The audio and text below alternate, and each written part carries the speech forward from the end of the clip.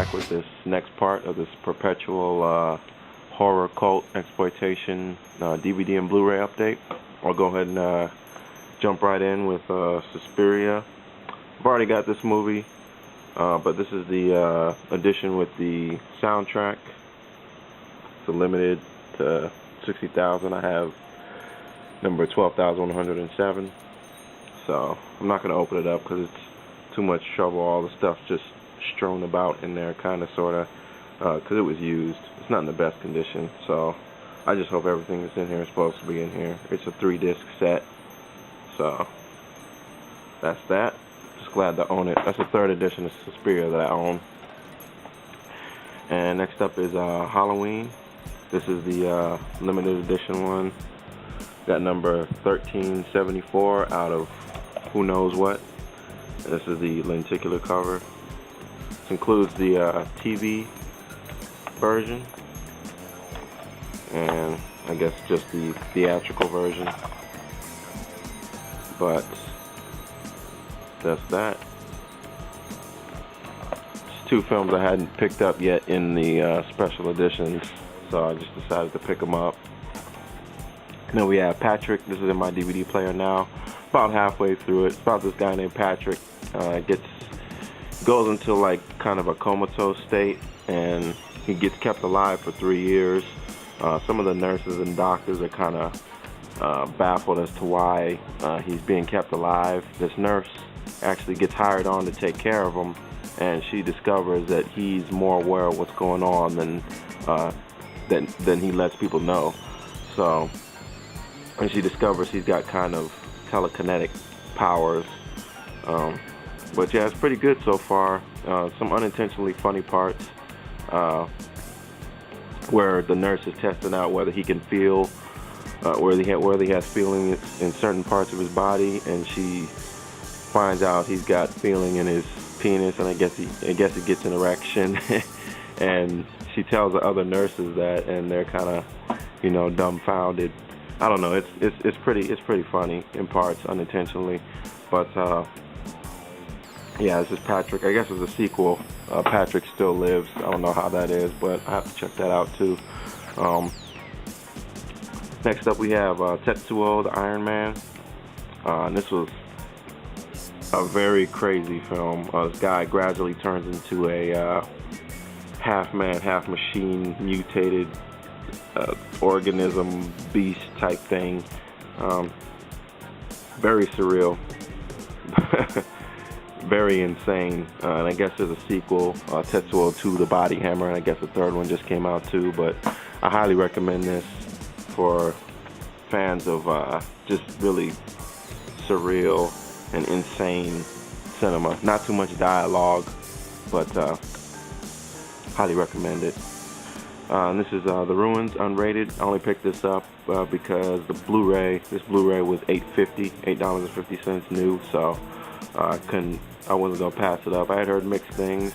I watched it and I was pleasantly surprised. There's some pretty brutal scenes in here and some pretty disturbing stuff. Like a kid gets shot.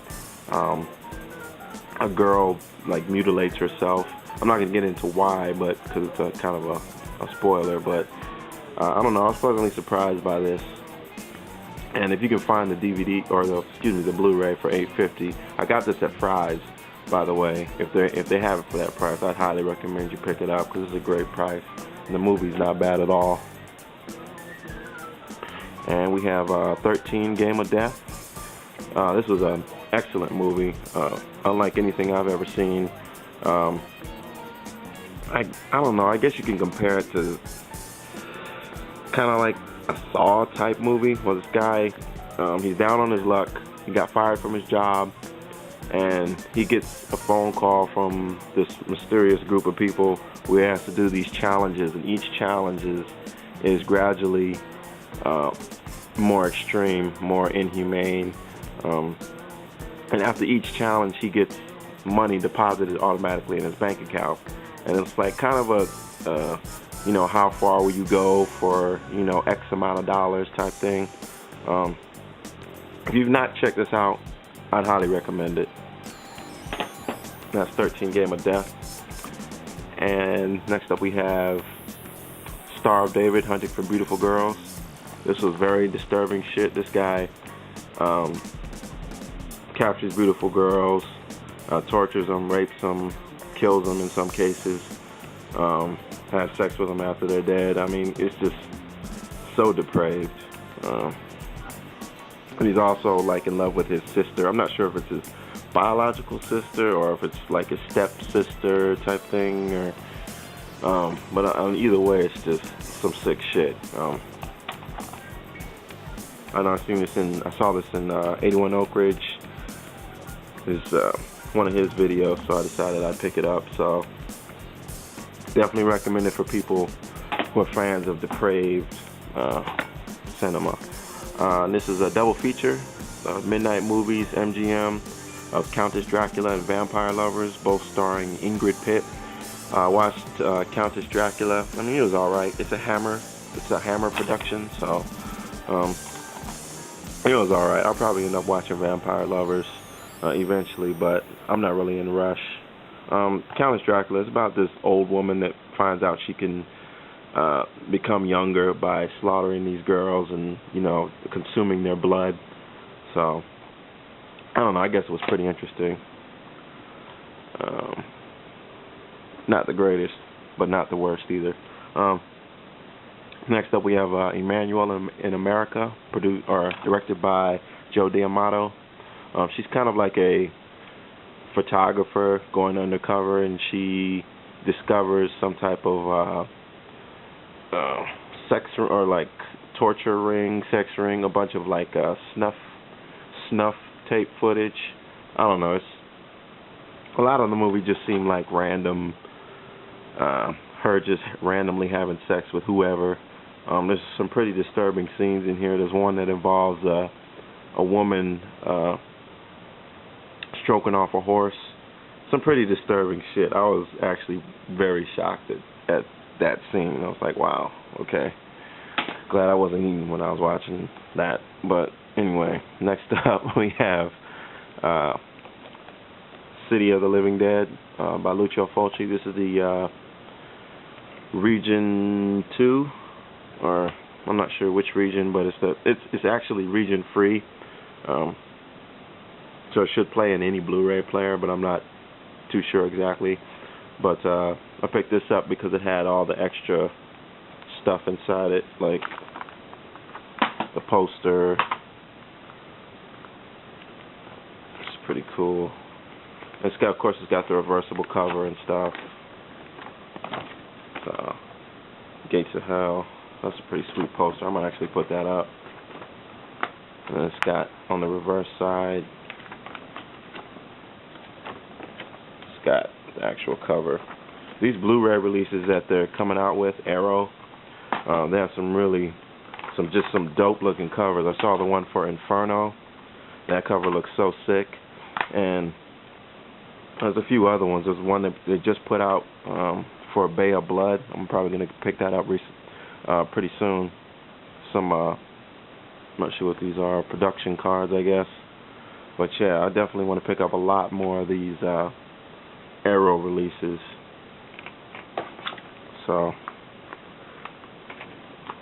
definitely recommend it. This is one of the better Living Dead / zombie flicks that I've ever seen.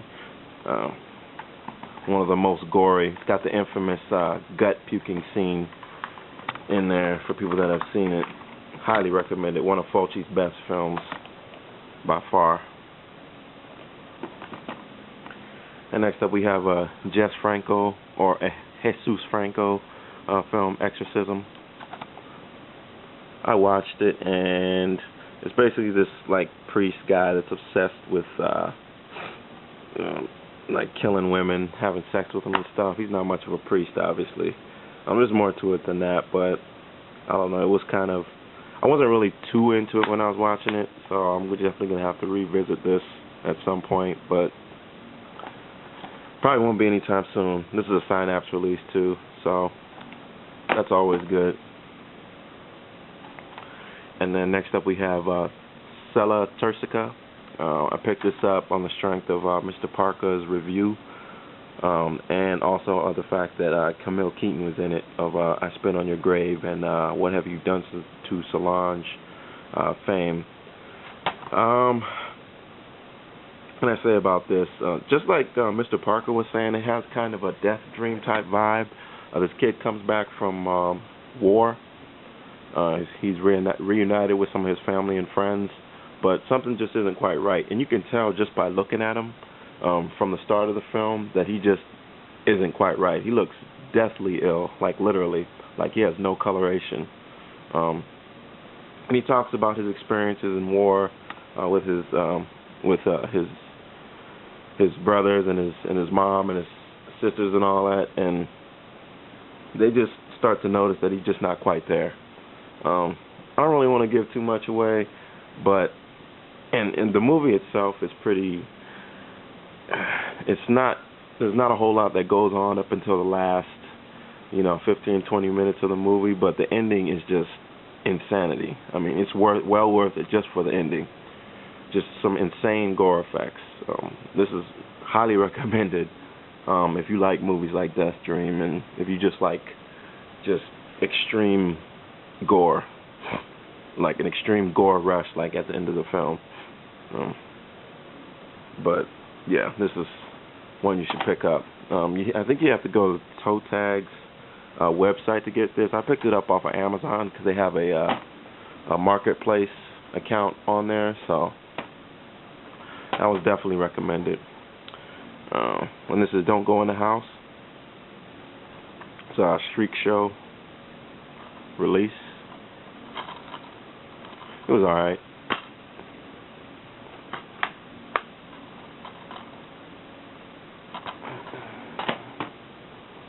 And we have Porno Holocaust.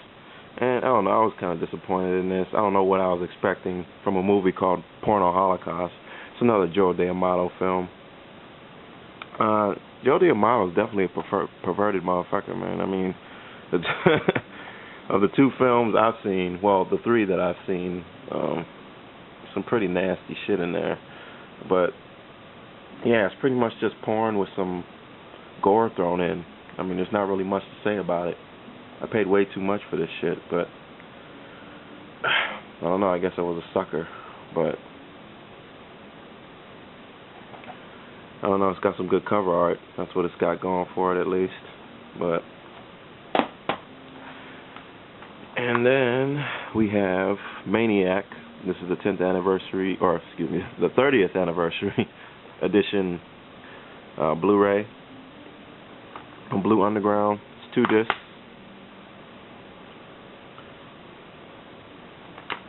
And I'm not going to go into details on this. Everyone knows what this is. Classic serial killer film, one of the best endings of any film of its type by far, and one of the best head explosion scenes in it, ironically, that contains Tom Savini, who did the gore effects for that very scene. And next up we have Someone's Knocking at the Door. It's a pretty crazy film, not a whole, I don't know, it was alright. It's about these people that go around basically raping people to death. I don't know, it's kind of hard to describe, but that's pretty much the gist of it. Not the best, not the worst, but I guess it's just something you have to see to believe. And I don't know if it's the most depraved film of the 21st century, like it says, but it's definitely some fucked up shit. And I'll go ahead and end it there. Got quite a bit more to show you guys, so stay tuned if you want. And I'll see you guys in the next part.